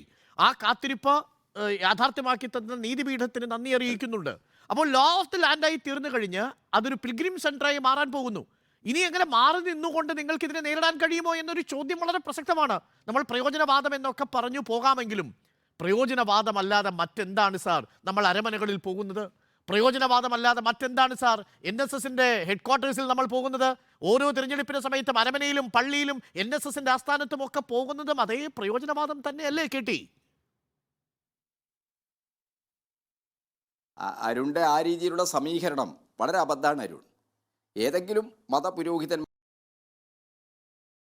പോയി കാണുന്നതും 464 വർഷക്കാലം അയോധ്യയിലെ മുസ്ലിങ്ങൾ തലമുറകളായി നിസ്കരിച്ച ഒരു പള്ളി പൊളിച്ച സ്ഥലത്ത് ക്ഷേത്രമുണ്ടാക്കാനും അത് വെച്ച് രാജ്യത്തിൽ ബർഹാൻ കമ്മീഷൻ ചൂണ്ടിക്കാണിച്ചതുപോലെ രാജ്യത്തെ ആകെ വർഗീയ ധ്രുവീകരണത്തിൻ്റെ തീരങ്ങളിലേക്ക് നയിക്കാനും ഒരു രാഷ്ട്രീയ കക്ഷി, ഒരു വർഗീയ കക്ഷി നടത്തുന്ന ശ്രമത്തെ ഏതെങ്കിലും രാഷ്ട്രീയ നേതാക്കൾ പള്ളിയിൽ പോയി പുരോഹിതനെ കാണുന്നതും ഏതെങ്കിലും സമുദായ മത നേതാക്കളെ കാണുന്നതുമായിട്ട് ഒരു സമീകരണവുമില്ല. ഒരു എന്താണ് സാധ്യമാവുക എന്നൊരു വലിയ ചോദ്യമുണ്ടല്ലോ KT. അവിടെ ക്ഷേത്രം അത് ഭാഗികമായി നിർമ്മാണം പൂർത്തിയാക്കി, ആ ഭാഗിക നിർമ്മാണം പൂർത്തിയാക്കിയ സ്ഥലത്ത് ടെന്റിൽ കിടന്ന രാംലല്ലയ്ക്ക് ഇതാ ഒരു പുതിയ ജീവിതവും കൂടാരവും കിട്ടിയിരിക്കുന്നുവെന്ന് പ്രധാനമന്ത്രി രാജ്യത്തോട് പ്രഖ്യാപിച്ചു. 40K റെസൊല്യൂഷൻ ക്യാമറ വഴി ദൂരദർശൻ അത് സംപ്രേഷണം ചെയ്തു. നമ്മളടക്കമുള്ള മാധ്യമങ്ങൾ ഇത് തത്സമയം സംപ്രേഷണം ചെയ്തു. ലോകം കണ്ടു, കേരളം കണ്ടു, രാമഭക്തർ കണ്ടു. അപ്പോൾ ഇനി എന്താണ് ചെയ്യാൻ സാധിക്കുക? മുൻപിൽ ആ രാമൻ ഞങ്ങളുടേതല്ല എന്ന് പറയാൻ CPM പോലും കഴിയുന്നില്ല. അതാണ് നിസാം നേരത്തെ ചൂണ്ടിക്കാട്ടിയത്. ഇടവേളയ്ക്ക് ശേഷം തിരിച്ചു വരാം KT അങ്ങയിലേക്കും യുവരാജിലേക്കും നിസാമിലേക്കും. എങ്ങനെയാണ് ഇനി നേരിടേണ്ടത്? പ്രയോജനവാദം എന്നൊക്കെ പറഞ്ഞാലും CPM പോലും അഭിപ്രായ വ്യത്യാസമില്ലല്ലോ. ഈ വിശ്വാസികൾക്ക് ഏത് രാമനെയും വിശ്വസിക്കാം, പ്രതിഷ്ഠിക്കാം, അതിനൊന്നും ഒരു തെറ്റും CPM കാണുന്നുമില്ല. അതുകൊണ്ട് തന്നെ ഇതൊരു വിശ്വാസിയായ ശശി തരൂര് വിശ്വാസികളോട് പറഞ്ഞതായി കണ്ടാൽ പോരെ? അല്ല അരുണേ, ഞാൻ ഈ ചർച്ചയിൽ പങ്കെടുക്കുമ്പോൾ അരുൺ കാണുന്നത് പോലെ അനീതികരമായ ഒരു സംഗതി സ്ഥിതി വ്യവസ്ഥയിൽ അതിന് ഒരു സ്ഥിതവ്യവസ്ഥയായി കഴിഞ്ഞാൽ അതിൻ്റെ കൂടെ നമ്മളും ഓടണം. അരുൺ പറഞ്ഞില്ലേ ഒരു ചൊല്ല്, ഈ ചേരയിൽ തിന്ന് പാമ്പിനെ തിന്ന് നാട്ടിൽ ചെന്നാൽ നടുക്കഷം തിന്നുന്ന ആ ഒരു നിലപാടിന് കമ്മ്യൂണിസ്റ്റുകാരായ ഞങ്ങളെ കിട്ടില്ല. ഞങ്ങൾക്ക് കൃത്യമായി കാര്യത്തിൽ നിലപാടുണ്ട്. ഇനി രഞ്ജൻ ഗൊഗോയിയുടെ സുപ്രീം കോടതി വിധിയനുസരിച്ചാണ് അവിടെ ക്ഷേത്രം പണിതതും പ്രതിഷ്ഠ നടന്നതുമാണ് എന്നാണ് കോൺഗ്രസിൻ്റെയും അരുണിൻ്റെയും വാദമെങ്കിൽ എനിക്ക് പറയാനുള്ളത്, ആ വിധിയിൽ അയോധ്യയിൽ തന്നെ തകർത്ത ബാബറി മസ്ജിദിന് പകരമായി ഒരു പള്ളി പണിതു കൊടുക്കണമെന്നും പറഞ്ഞിട്ടുണ്ട്. രണ്ടിൻ്റെയും പണി ഒന്നിച്ച് നടന്ന് രണ്ടിൻ്റെയും ഉദ്ഘാടനം ഒന്നിച്ചാണ് നടത്തിയിരുന്നെങ്കിൽ അതിന്റെ ഒരു മനോഹാരിത നമുക്ക് ആസ്വദിക്കാം. തീർച്ചയായും അതിന്റെ മനോഹാരിതയും അതൊക്കെ നമ്മുടെ ആഗ്രഹ ചിന്തയാണ്. അങ്ങനെ ഒരു കാലത്തല്ലല്ലോ നമ്മൾ ജീവിക്കുന്നത്. മാത്രമല്ല പള്ളിയുടെ നിർമ്മാണ പ്രവർത്തനങ്ങൾ തുടങ്ങുന്നു എന്നാണ് അറിഞ്ഞത്. ആ പള്ളിയുടെ പേരായി കഴിഞ്ഞിരിക്കുന്നു. ഇനി 4 വർഷങ്ങൾ കൊണ്ട് ആ പള്ളിപ്പണി പൂർത്തിയാക്കി തീരും. അന്നും ഒരുപക്ഷെ പ്രധാനമന്ത്രി ഇതേപോലെ മുഖ്യ കാർമ്മികനായി, മുഖ്യ യജമാനായി ആ പള്ളിയുടെ ചട്ടങ്ങൾ അനുവദിക്കുമെങ്കിൽ ഒരുപക്ഷെ അവിടെ ഉണ്ടാവുകയും ചെയ്യും. ഗോകുലതാണ് വളരെ പ്രസക്തമായൊരു ചോദ്യം. പള്ളിയും ക്ഷേത്രവും പണിയാനായി സുപ്രീം കോടതിയുടെ വിധി. പള്ളി ക്ഷേത്രം ഒറ്റ കാര്യം അപ്പോഴേക്കും ഗ്യാംബാബി മസ്ജിദിന് തകർച്ചയുണ്ടാകും. അപ്പോഴേക്കും മധുരയിലെ ഷാഫി ഈദ്ഗാഹ് പള്ളിക്കും തകർച്ചയുണ്ടാകും. ശരി, അതൊക്കെ അസംഷൻസ് ആണ്. ഞാനതിലേക്ക് വന്നാൽ യുവരാജ് ഗോകുൽ, പള്ളിയും രാമക്ഷേത്രവും നിർമ്മിക്കാനായി കോടതി വിധി വരുന്നു. പള്ളി ക്ഷേത്രത്തിന് തുടക്കം പോലും ആയിട്ടില്ല എന്ന് ഓർമ്മിക്കണം. അപ്പോഴാണ് ക്ഷേത്രം നിർമ്മാണം ഭാഗികമായി തീരുന്ന കെട്ടിടത്തിലേക്ക് രാംലല്ല പ്രതിഷ്ഠ നടത്തുന്നു.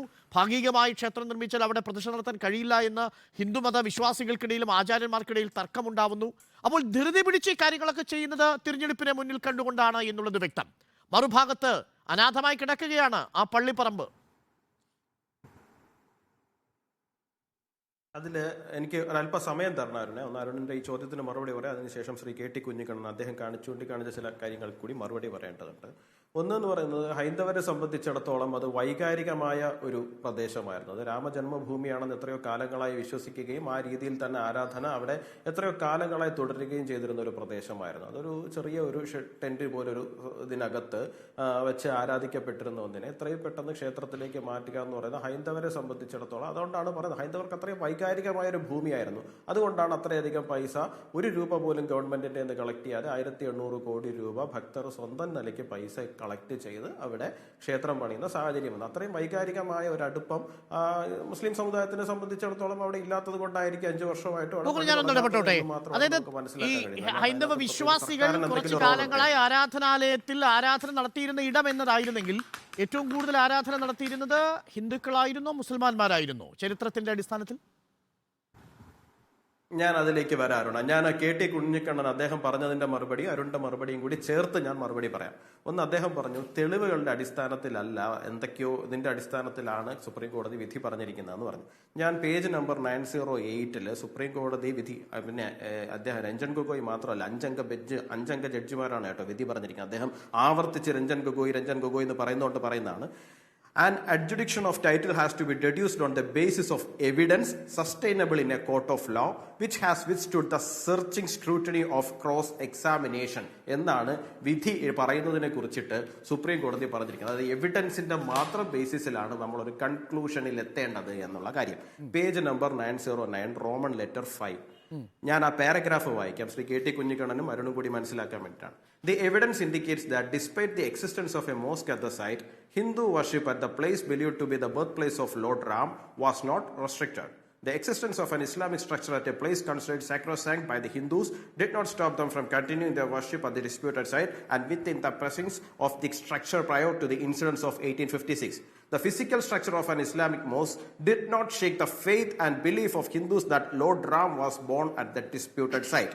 On the other hand, learned counsel fairly stated that the evidence relied on by the Sunni Central Waqf Board to establish the offering of namaz by the Muslim residents commences from around 1856. അതായത് 1856 മുൻപും 1856 ശേഷവും ഹിന്ദുക്കൾ അവിടെ ആരാധന നടത്തിയിരുന്നു എന്ന് supreme കോടതി കൃത്യമായിട്ടും എവിഡൻസിന്റെ അടിസ്ഥാനത്തിൽ പറയുന്നു എന്നാണ് പറയുന്നത്.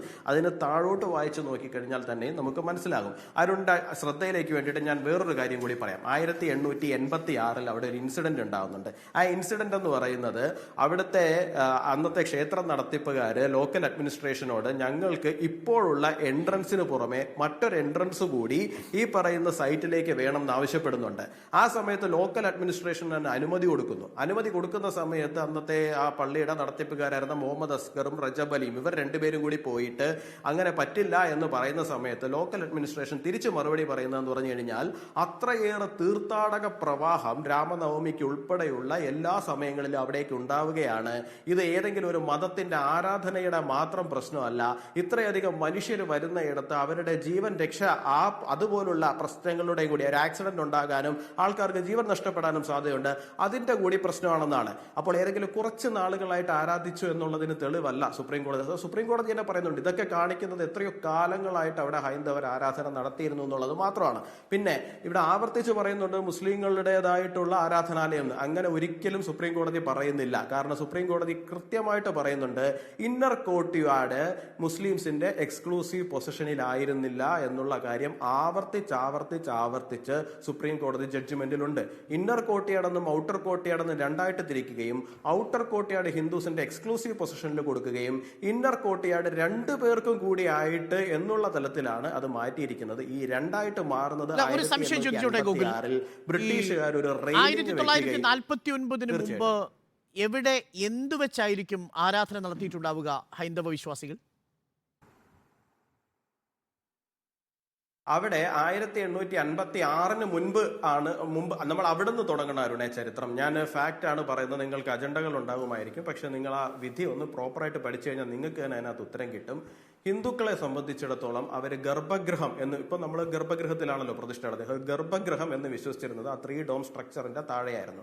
അന്ന് ഹിന്ദുക്കൾ അവിടെ ആരാധന നടത്തിയിരുന്നു എന്നാണ് പറയുന്നത്. 1856 ഒരു കലാപം ഉണ്ടാവുകയും കലാപത്തിനെ തുടർന്ന് ബ്രിട്ടീഷുകാർ ഒരു സെറ്റിൽമെന്റ് ഉണ്ടാക്കുകയും ഒരു ഗ്രിൽ റെയിൽ വെക്കുകയും ഹിന്ദുക്കളോട് നിങ്ങളുടെ രാം ചബൂത്ര പോലെയുള്ള കാര്യങ്ങൾ പുറത്തു വെക്കാൻ പറയുകയും ഇവിടെ ആ റെയിലിംഗിന്റെ അവിടെ നിന്ന് അകത്തേക്ക് നോക്കി പ്രാർത്ഥന നടത്തിയിട്ട് പോകാൻ പറയുകയുമാണ് ചെയ്തിരിക്കുന്നത്. മുസ്ലിങ്ങളോട് അകത്ത് നിസ്കരിക്കുവാനും. അപ്പൊ അതൊരു ഡിസ്പ്യൂട്ടഡ് പ്ലേസ് ആയിട്ട് മാറ്റി. അതുകൊണ്ട് തന്നെ ആണ് സുപ്രീം കോടതി പറഞ്ഞിരിക്കുന്നത് അത് മുസ്ലിങ്ങൾ അകത്ത് കയറി നിസ്കാരം നടത്തുന്നുണ്ടെങ്കിലും അത് അവരുടെ എക്സ്ക്ലൂസീവ് പൊസിഷൻ ആയിരുന്നില്ല. കാരണം ഹിന്ദുസ് അവിടെ നിന്ന് പുറത്തു നിന്ന് അകത്തേക്ക് നോക്കി നമ്മുടെ മുന്നിൽ എന്താണ് അതുപോലെ തന്നെ നേരത്തെ പറഞ്ഞ രാമക്ഷേത്രം തകർത്താണ് പള്ളി നിർമ്മിച്ചത് എന്നതിന് ഒരു ശാസ്ത്രീയ തെളിവും സുപ്രീം കോടതി സമർത്ഥിക്കുന്നില്ല. ശരിയല്ലേ ഗൂഗിൾ? പക്ഷേ രാമക്ഷേത്രത്തിന്റെ സമർത്ഥിക്കുന്നുണ്ടല്ലോ. നിലവിൽ അമ്പലം പൊളിച്ചാണ് പള്ളി നിർമ്മിച്ചിരിക്കുന്നത് എന്നതിന് ശാസ്ത്രീയമായ തെളിവ് സുപ്രീം കോടതിയുടെ മുന്നിലില്ല. ശരിയല്ലേ? ഓക്കെ. 85 പില്ലേഴ്സ് ഉണ്ടായിരുന്ന ഒരു സ്ട്രക്ചറാണ് താഴെ ഉള്ളത്. ആ പള്ളിയുടെ താഴെ ഉത്തരം നൽകുന്നില്ല. അതൊന്നും സാധൂകരിക്കാത്ത സുപ്രീം കോടതിയുടെ ഉത്തരവിനെ കുറിച്ചാണ് ഞാൻ ചോദിക്കുന്നത്. അങ്ങ് പറഞ്ഞ സുപ്രീം കോടതി ഒരു ഭാഗമാണ്, ഏറ്റവും പ്രധാനപ്പെട്ട സുപ്രീം കോടതി. അത് ശരി, അരുണിനോട് ഞാൻ തിരിച്ചൊന്ന് ചോദിക്കട്ടെ. ഉത്തരം നൽകിയതിനു ശേഷം അങ്ങനോട് ചോദിക്കൂ. സുപ്രീം കോടതി വിധിയിൽ പറയുന്നത് അമ്പലം പൊളിച്ചാണ് പള്ളി നിർമ്മിച്ചത് എന്നതിന് തെളിവുകളില്ല. വിശ്വാസത്തിന്റെ അടിസ്ഥാനത്തിൽ അതല്ലേ പറഞ്ഞിരിക്കുന്നത്. ഒരു മുസ്ലിം ആരാധനാലയം അവിടെ ഉണ്ടായിരുന്നു എന്നത് ഹിന്ദു വിശ്വാസത്തെ ഇതല്ലേ സുപ്രീം കോടതി വിധിയുടെ ചുരുക്കം. അങ്ങനെയല്ല അരുണെ പറഞ്ഞു വെക്കുന്നത്. അത് നിങ്ങൾ അങ്ങനെയല്ല. അമ്പലം തകർത്ത് തന്നെയാകണം പള്ളി പണിഞ്ഞതില്ല എന്നാണ് പറഞ്ഞു വെക്കുന്നത്. അല്ലാണ്ട് തകർത്തല്ല പള്ളി പണിഞ്ഞത്. ഒരുപാട് പ്രശ്നങ്ങളുണ്ട്. അങ്ങ് തന്നെ പറഞ്ഞതുപോലെ ഇത് കേൾക്കുന്നവർ വിശ്വസിക്കട്ടെ. അരുണെ, ഇത് കേട്ടുകൊണ്ടിരിക്കുന്ന പൊതുജനത്തിനൊരു യുക്തി ഉണ്ടല്ലോ. അതായത് 85 പില്ലേഴ്സ് ഉണ്ടായിരുന്ന ഒരു സ്ട്രക്ചർ തെക്കൻകാറ്റിൽ ആടി വീഴത്തില്ല. അവിടെ ഭൂകമ്പം ഉണ്ടായത്, അവിടെ ഒരു അങ്ങനെ ഒരു ഭൂകമ്പം ഉണ്ടാകണം, അല്ലെങ്കിൽ വല്ല സുനാമി അടിക്കണം. ഭൂകമ്പം ഉണ്ടായിട്ടുണ്ടെന്നുണ്ടെങ്കിൽ ആ പ്രദേശത്തുള്ള എല്ലാ കെട്ടിടങ്ങളും വീഴണം. നമ്മുടെ മുന്നിൽ സുപ്രീം കോടതി വിധിയുണ്ട്, വിധി രേഖയായി നമ്മുടെ മുന്നിലുണ്ട്. ഗൂഗിളിന് പോലും വ്യക്തമായി മനസ്സിലാക്കാൻ സാധിക്കാത്ത കാര്യമാണത്. ആ കാര്യത്തിന്മേലാണ് നമ്മൾ പണ്ട് അങ്ങനെ സംഭവിച്ചിട്ടുണ്ടാകാം. എത്ര നൂറ്റാണ്ടുകൾക്ക് മുമ്പുള്ള കഥയാണ് ഗൂഗിൾ. അതാണ് നിൽക്കട്ടെ. അല്ല, ഞാൻ ഉദ്ധരിച്ചു എന്നുള്ളത് മാത്രം ഞാൻ ചോദിച്ചു എന്നേ ഉള്ളൂ ഗൂഗിൾ. അപ്പോൾ അടിസ്ഥാനമായി സുപ്രീം കോടതിക്ക് തന്നെ നിശ്ചയമില്ലാത്തൊരു വിഷയത്തിന്റെ മേൽ നിർമ്മിച്ചിരിക്കുന്ന ക്ഷേത്രത്തിൽ ഭാഗികമായി നിർമ്മാണം പൂർത്തിയാകുമ്പോൾ നടക്കുന്ന പ്രതിഷ്ഠ, ആ പ്രതിഷ്ഠയാണ് പൊളിറ്റിക്കൽ പ്രൊജക്ട് എന്ന രീതിയിൽ രാഹുൽ ഗാന്ധി വിശേഷിപ്പിച്ചിരിക്കുന്നത്. അതായിരുന്നു എന്റെ ചോദ്യവും അത് തന്നെയായിരുന്നു. നമുക്ക് സമയത്തിന്റെ പരിമിതിയുണ്ട്, 1/2 മിനിറ്റിൽ നിർത്തണം. ഗൂഗിൾ, നിങ്ങളുടെ ചോദ്യം തെറ്റാണ്. നിങ്ങളുടെ ചോദ്യം പോകരുത് അരുണ, ഓടരുത്. ചോദ്യം തെറ്റാണ്. എന്റെ ചോദ്യത്തിന് ഉത്തരം നൽകിയില്ല. ഫൈൻഡിങ്ങിന്റെ അടിസ്ഥാനത്തിൽ ഒന്ന്, 1949 മുമ്പ് ഏത് വിഗ്രഹത്തിലാണ് പ്രാർത്ഥന നടത്തിയിരുന്നത്? തെളിവില്ല. ഉത്തരമാണ് പറഞ്ഞുകൊണ്ടിരിക്കുന്നത്. പള്ളി പൊളിച്ച്, അമ്പലം പൊളിച്ചാണ് പള്ളി നിർമ്മിച്ചത് എന്നതിന് സുപ്രീം കോടതിക്ക് തെളിവില്ല. ശ്രീരാമൻ ജനിച്ചത് എന്ന് വിശ്വസിക്കുന്ന തൊട്ടിലുണ്ടായിരുന്നു. കേട്ടില്ല. തൊട്ടിലോ? ത്രേതായുഗത്തിലോ? കേട്ടില്ല. ക്ലിയർ ആയില്ല. രാമൻ ജനിച്ചു എന്ന് കരുതുന്ന സ്ഥലത്ത് തൊട്ടിലുണ്ടായിരുന്നോ? അതിൽ ത്രേതായുഗത്തിലെ തൊട്ടിലോ? 1766-നും 1771-നും ഇടയിൽ അവിടെ സന്ദർശനം നടത്തിയിരിക്കുന്ന ഫാദർ ടെഫ്ലാൻഡർ എന്ന് പറയുന്ന ഒരു, അതൊക്കെയാണ് സുപ്രീം കോടതി തെളിവുകളല്ല എന്ന് പറഞ്ഞ് വിധിയിൽ എഴുതിയിരിക്കുന്നത്. ഇതൊന്നും തെളിവുകളായിട്ട് ഉൾപ്പെടുത്താൻ സാധിച്ചിട്ടില്ല സുപ്രീം കോടതി. കൊറോബറേറ്റീവ് ആയിട്ട് എടുക്കാമെന്ന് പറഞ്ഞിട്ടുണ്ട്. കൊറോബറേറ്റീവ് എവിഡൻസ് ആയിട്ട് എടുക്കാമെന്ന് മുഖ്യ തെളിവ് എന്താണ്? കൊറോബറേറ്റീവ് എവിഡൻസ് എപ്പോഴാണ് നിലനിൽക്കുക? ഒരു കേസിൽ കൊറോബറേറ്റീവ് എവിഡൻസ് എപ്പോഴാണ് നിലനിൽക്കുക? കൊറോബറേറ്റീവ് എവിഡൻസിനെ സബ്സ്റ്റാൻഷിയേറ്റ് ചെയ്യുന്ന ഒരു മുഖ്യ എവിഡൻസ് ഉണ്ടാവണം. ആ മുഖ്യ എവിഡൻസുകൾക്കൊപ്പം അത് ചേർന്ന് വരുമ്പോഴാണ് ആ മുഖ്യ എവിഡൻസ് എന്താണ്? ആ മുഖ്യ എവിഡൻസ് എന്താണ്? അത് ചേർന്ന് വരുമ്പോഴാണ്, അത് സുപ്രീം കോടതി തന്നെ പറയുന്നുണ്ട്, ആസ് പെർ എവിഡൻസ് എന്നാണ് സുപ്രീം കോടതി പറയുന്നത്. എന്താണ് സുപ്രീം കോടതി അത്രയും ദിവസം നടന്ന ട്രയലിൽ നിന്ന് അവരെത്തുന്ന കൺക്ലൂഷൻ എന്ന് പറഞ്ഞാൽ 1856-ന് മുൻപും 1856-ന് ശേഷവും ഹിന്ദുക്കൾ നമുക്ക് ആ വിധിയിന്മേൽ ഇനി ചർച്ച ചെയ്യാനേ കഴിയൂ. ആ വിധി വിധിയായി നിയമമായി ക്ഷേത്രത്തിൽ കൂടി നടത്തി കഴിഞ്ഞിരിക്കുന്നു. സമയപരിമിതി ഉള്ളത് കൊണ്ടാണ് സമയം ഇവിടെ അവസാനിക്കുന്നു. എങ്കിലും അതൊരു പൊളിറ്റിക്കൽ പ്രോജക്റ്റ് ആയിട്ട് രാഹുൽ ഗാന്ധി കാണുന്നു. എന്നാൽ അത് വ്യക്തിപരമായ വിശ്വാസത്തിന്റെ പ്രശ്നമായി ശശി തരൂരും കാണുന്നു. ശശി തരൂർ മതേതര കേരളത്തിന് അപമാനമാണെന്ന് GR അനിൽ വിമർശിക്കുകയും ചെയ്യുന്നു. ഇനി മീറ്റ് ദ എഡിറ്റേഴ്സ് കാണാം. എല്ലാ അതിഥികൾക്കും നന്ദി. കെട്ടി കുഞ്ഞിക്കണ്ണൻ, നിസാം സെയ്ദ്, ഒപ്പം Yuvaraj Gokul. Meet the editors.